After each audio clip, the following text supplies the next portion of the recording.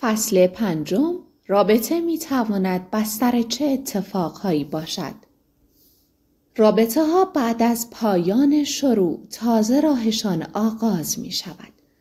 رابطه ها شروع می شوند با کششی زیبا و هیجان انگیز. آنچه بیشتر در فیلم ها و متن ها و ادبیات به آن پرداخته شده همین شروع رابطه است. علائم شروع رابطه را همه می دانیم. قلبی که تندتر میزند، دستی که منتظر لمس شدن است و چشمهایی که همه چیز را رنگی تر می‌بیند. غم‌ها و خشم‌هایمان کمرنگ می‌شوند و انگار قلبمان صحبت می‌کند و می‌گوید برو جلو، جلوتر. تمام وجودمان پر می‌شود از حس کشفی عمیق، کشف فردی دیگر. اوایل این کشف بسیار خاص است. هر ویژگی که از طرف کشف می‌کنیم بی‌نقص و هیجان انگیز است. کشف ذهنش، احساساتش، بدنش، نوع نگاهش به زندگی. اوایل همه چیز درست شبیه همان تصویری است که اغلب در فیلم‌ها می‌بینیم. مشکل‌ها هر اندازه که باشند در کنار آن فرد فراموش می‌شوند. ما محو جادوی عشق می‌شویم و این عشق است. درست است عشق. در بسیاری از فیلم‌ها و داستان‌ها و ادبیات وقتی دو نفر به هم می‌رسند و این دنیای کشف و شهود شروع می‌شود، فیلم تمام می‌شود.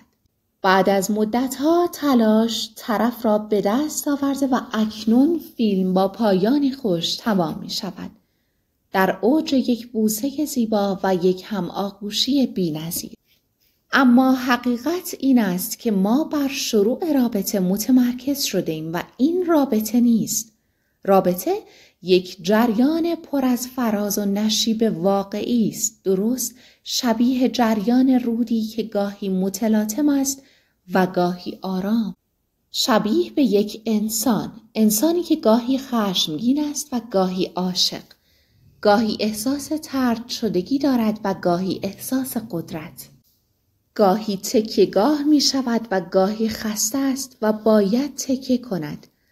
توهم عشق ورزی آنها را خسته می کند. خسته از شروعها و درمانده در میان روابط. قضیه این است که ما تلاش می کنیم کشف کنیم، اما نه خودمان را بلکه شخصی دیگر را، و قطعاً هر روزی که بیشتر به فرد مورد علاقه و دنیایش نزدیک می شویم نقص‌های بیشتری را در دنیای او کشف می‌کنیم.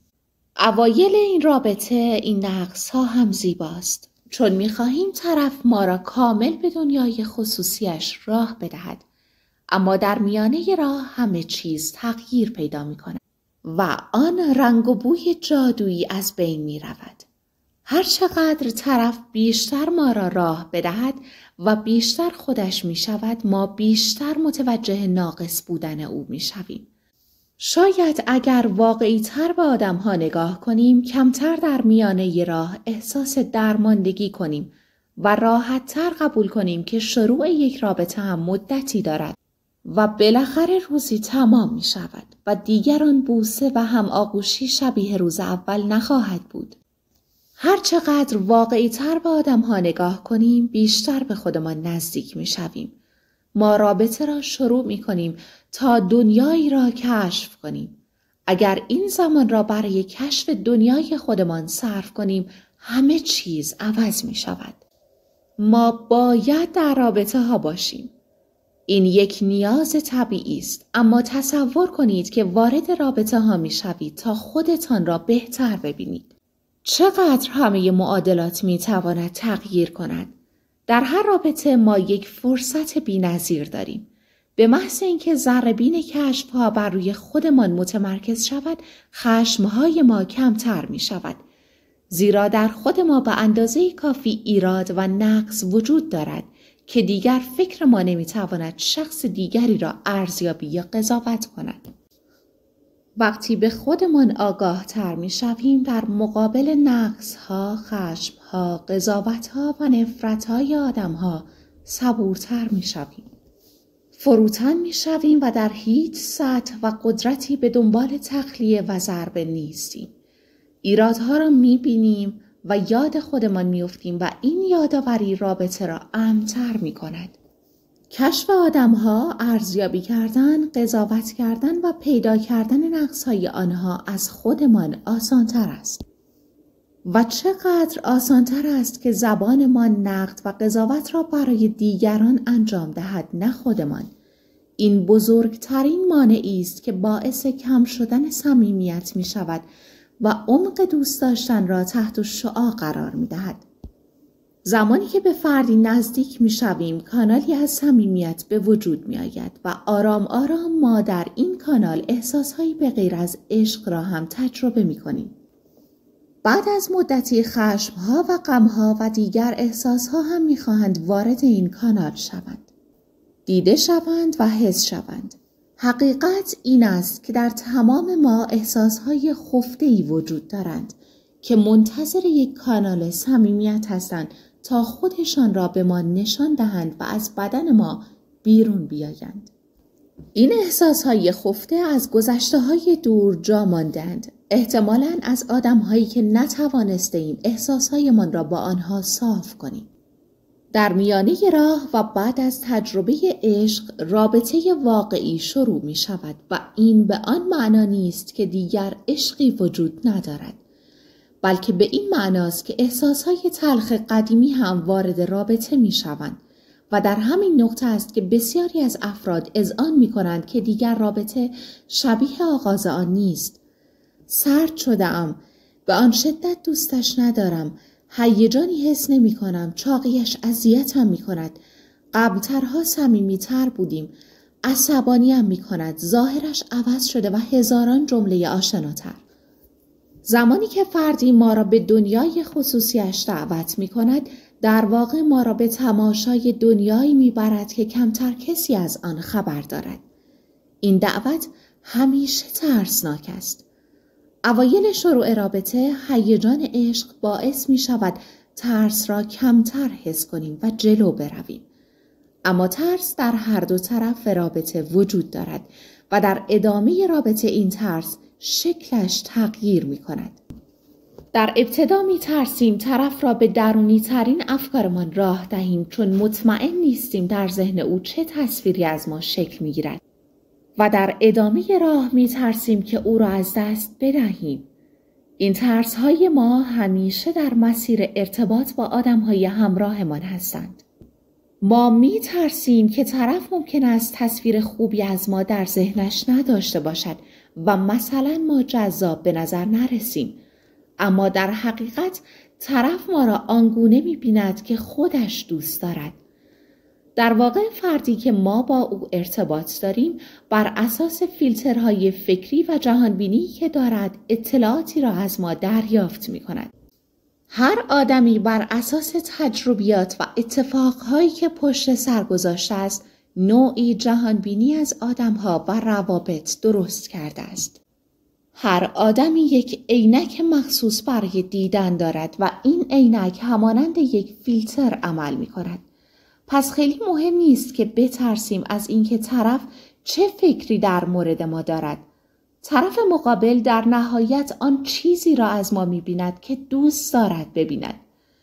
به همین علت است که در رابطه ایتان ممکن است یک رفتار شما یک تعبیر کاملا متفاوت در ذهن طرف مقابلتان داشته باشد. و دقیقاً به همین علت است که در ادامه رابطه تغییرات شروع می شود.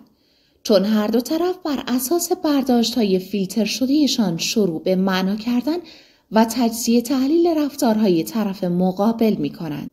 و این اتفاق بعد از فرو نشستن آتش اولیه رابطه تشدید می شود.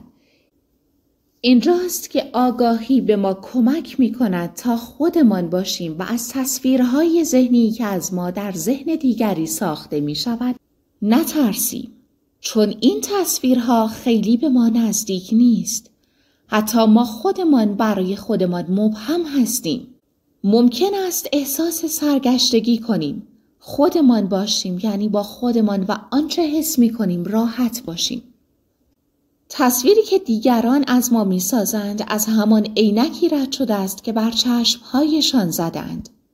در نهایت این آگاهی کوچک به ما کمک می کند که عینک‌هایمان را چک کنیم و ببینیم در میانه رابطه‌هایمان چه برداشت‌های مشترکی از آدم‌های متفاوتی داریم که با آنها در رابطه بودیم.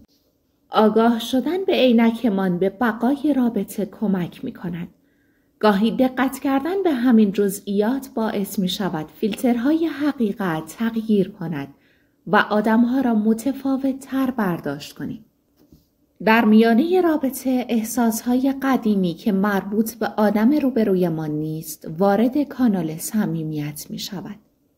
در میانه راه عینک ما شروع به دادن اطلاعاتی می کند که تحریف شده اند و ضرورتاً حقیقت فرد مقابل را به ما نشان نمی دهد و این تحریف ها آرام آرام کار خودشان را می کنند. اگر مثلا در جهان بینی ما این جملات وجود داشته باشد که آخر هر رابطه قرار است من تنها بمانم، یا مثلا من آدم نچسبی هستم، یا مثلا قرار است همه به من ضربه بزنند، قطعاً ما رابطه را به سمتی میبریم که این خط فکری دوباره مهر تاییدش را بگیرد و این خیلی به تلاش طرف مقابل ربطی ندارد. پس در نهایت اگر بدانیم که ما و آدم‌ها همدیگر را بر اساس جهانبینی‌های درونیمان قضاوت می‌کنیم، اگر بدانیم که احساسات قدیمی همیشه وارد رابطه جدید می‌شوند و اگر بدانیم که ترس‌های ما واقعی نیستند، احتمالاً به خودمان و آدم‌ها فرصت بیشتری می‌دهیم. از تصویر ذهنی دیگران در مورد خودمان کمتر پشیمان می‌شویم و راحت‌تر با تعارض‌های آدم‌ها کنار میاییم و به احتمال زیاد در میانه راه از این تلاطم‌ها رد می‌شویم و خشم و غم کمتری را احساس می‌کنیم و رابطه‌های واقعی‌تر و پایدارتری را تجربه خواهیم کرد. سوالی که ممکن است مطرح شود این است که آدم‌ها با نقش بازی کردن‌ها و نقاب‌هایشان ممکن است در شروع رابطه موفق تر باشند. درست است. ممکن است در شروع رابطه بسیار موفق باشند، اما رابطه های عمیق محل لو رفتن ما هستند. در رابطه های صمیمانه روزی این نقش بازی کردن تمام می شود. یکی از زیباترین بخش های آگاه شدن به این تعارضها این است که ما بر روی خودمان تمرکز می کنیم و رابطه را قسمتی از رشد زندگیمان در نظر می گیریم و آنقدر بزرگ می شویم که درک می کنیم رابطه می تواند بدون خشم و نفرت تمام شود. وقتی به رابطه واقعی تر نگاه کنیم تمام شدن را بخشی از رابطه می دانیم و اگر رابطه من به آخر برسد به دنبال خالی کردن خشم و تنفر بر روی آدم‌های مقابلمان نیستیم. هر کس مسئول ترمیم عینک خودش است و آدم‌ها ضرورتاً بر اساس نیت و رفتار ما به ما پاسخ نمی‌دهند. در تمام رابطه‌ها می‌تواند وسوسه‌ای برای تجربه شخصی دیگر و رابطه دیگر وجود داشته باشد. کشف بدن و ذهن آدمی جدید همیشه هیجان انگیز است و گاهی وقتی هیجان اولیه کشف یک آدم تمام می شود، صدای وسوسه ها بلندتر می شود. وقتی میپذیریم وسوسه آغاز کردن رابطه ها وجود دارند و متوجه حضور آن در درونمان می شویم، قدرتمندتر می شویم و بیشتر متوجه می شویم چطور به وسوسه ها پاسخ دهیم. پذیرش وجود بخشی در ما که مدام می‌خواهد ما را در رابطه‌هایمان بیقرار کند سخت است، اما به ما قدرتی می‌دهد که بدانیم قرار نیست همیشه وسوسه‌هایمان را تبدیل به عمل کنیم. در نهایت بودن در رابطه‌های صمیمی عمیق زمانی امکان پذیر است که آنقدر بزرگسال باشیم تا بتوانیم وسوسه‌ها را ببینیم، آنها را تبدیل به رفتار نکنیم و آنقدر عاقل باشیم که بدانیم همه ناکامل هستند و روزی دل بدهیم به آدمی ناکامل و به او عشق بورزیم و برای تولید صمیمیت تلاش کنیم. چه ما خوشمان بیاید یا نه، وسوسه ها امیال و گاهی برانگیختگی بدنی رخ می دهد و قطعاً این انتخابی شخصی است که با وسوسه ها چه کار کنیم.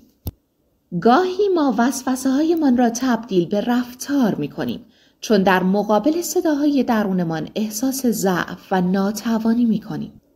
معمولاً صدای وسوسه ها زمانی بلندتر می شوند که رابطه من با یارمان هیجان انگیز نیست، که راضی نیستیم که دیگر به چشممان جذابیت گذشته را ندارد، که دیگر ما را به هیجان نمی آورد و برایمان معمولی شده است. وسوسه شدن در دستان ما نیست. میل به تجربه کردن فردی جدید همیشه ممکن است حضور داشته باشد. اما تبدیل وسوسه ها به رفتار قطعاً در دستان یک فرد بزرگسال است، نه کودکی که وسوسه ها دلیل اجرای رفتارهایشان هستند. ما هیچگاه در هیچ رابطه‌ای راضی نخواهیم ماند. نارضایتی بخشی از انسان است. رابطه‌های طولانی مدت به تعهد و تولید صمیمیت احتیاج دارند. اگر بعد از شنیدن هر وسوسه برگردید و دوباره برای رابطه‌تان تلاش کنید، متوجه می‌شوید و می‌توانید به نوعی دیگر هیجان را تجربه کنید. هیجان تلاش برای صمیمی‌تر شدن و دل دادنی دوباره به یک آدم معمولی تکراری. شاید راز رابطه‌های صمیمانه طولانی در همین است. آگاهی به معمولی بودن خودمان و یارمان و دل دادن به آن. آدم‌های موفق در روابط طولانی سعی می‌کنند نارضایتی‌هایشان را ببینند، وسوسه‌ها را بشنوند و باز هم برای تولید صمیمیت تلاش کنند. در رابطه‌ها ترس و صمیمیت با هم به وجود می‌آیند. در بیشتر روابط صمیمانه ترس و در عین حال خواستن زیاده طرف وجود دارد. یعنی در همان زمان که به شدت می‌خواهیم با او باشیم می‌ترسیم و به دنبال بهانه‌ای برای دورتر شدن می‌گردیم.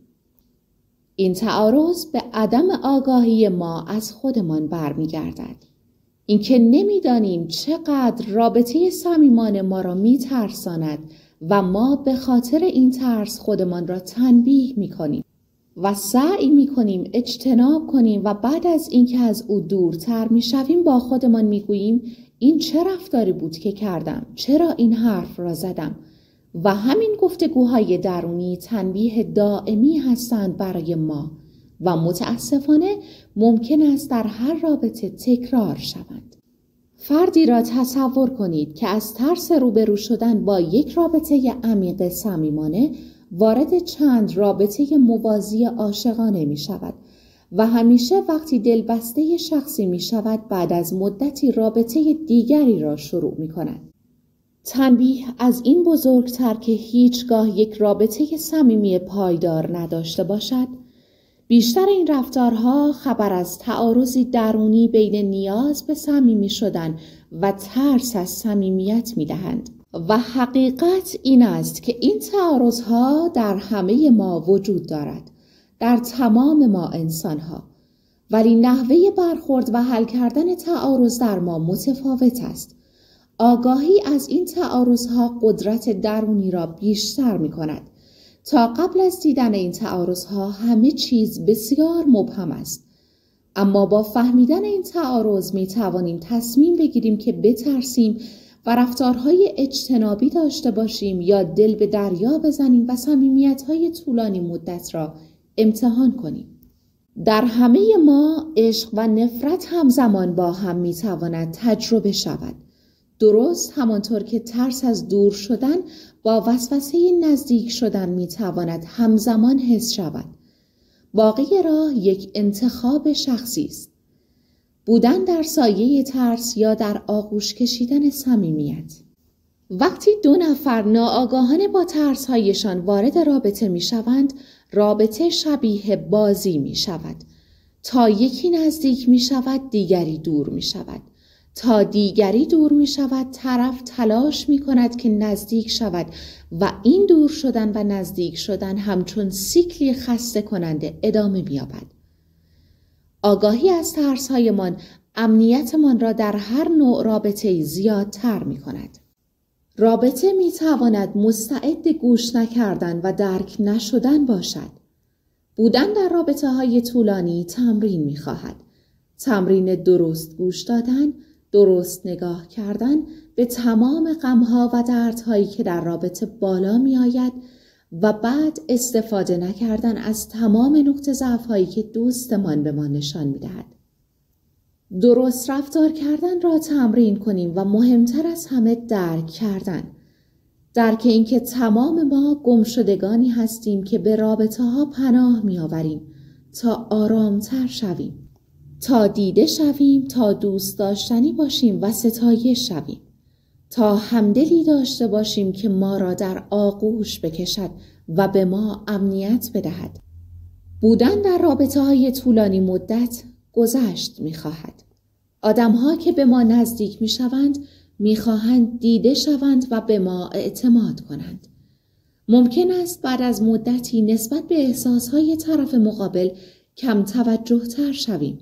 برای رابطه های صمیمی بهتر است حواسمان به این افت باشد و آن را از یاد نبریم و بدانیم همیشه و در هر جایی از مسیر رابطه ما به پرسش این سوال که آیا توجه می کنیم یا نه احتیاج داریم. چه 1 سال گذشته باشد چه 10 سال.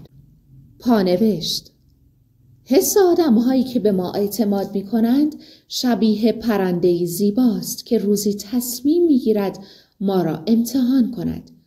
او قمار می‌کند و بر شانه‌مان می‌نشیند. او به دستان ما اعتماد می‌کند و پناه می‌آورد تا ببیند آیا متعلق به ما هست یا نه. در گیرودار این امتحان کردن ممکن است نابود شود، چون زندگیش در دستان ماست. پرنده‌ای که ریسک می‌کند و به ما اجازه می‌دهد زندگیش را در دست بگیریم. آدم‌ها اعتماد می‌کنند چون احتمالاً ما را دوست دارند. اعتماد کردن کار سختی است و سخت‌تر از همه داشتن جان پرنده‌ای در دست است. مواظب پرنده‌هایی که ما را انتخاب کرده‌اند باشیم. آنها قمار کردند. گاهی دوست داشتنها در رفتارها از نظر پنهان می‌ماند. هر کس به طریقی دوست داشتنش را ابراز می‌کند، به طریقی که برای خودش راحت است، به طریقی که خودش دوست داشتن را در گذشته دریافت کرده است و هر کس به اندازه امنیتی که در رابطه‌اش دریافت می‌کند همان دوست داشتن مخصوص را به طرفش نشان می‌دهد. پدرهایی را می‌شناسم که دوست داشتن خود را با پول به فرزندشان نشان می‌دهند یا با اخمی تصنعی و صدایی محکم جمله‌ای تکراری را هر شب از فرزندشان می‌پرسند: چه خبر؟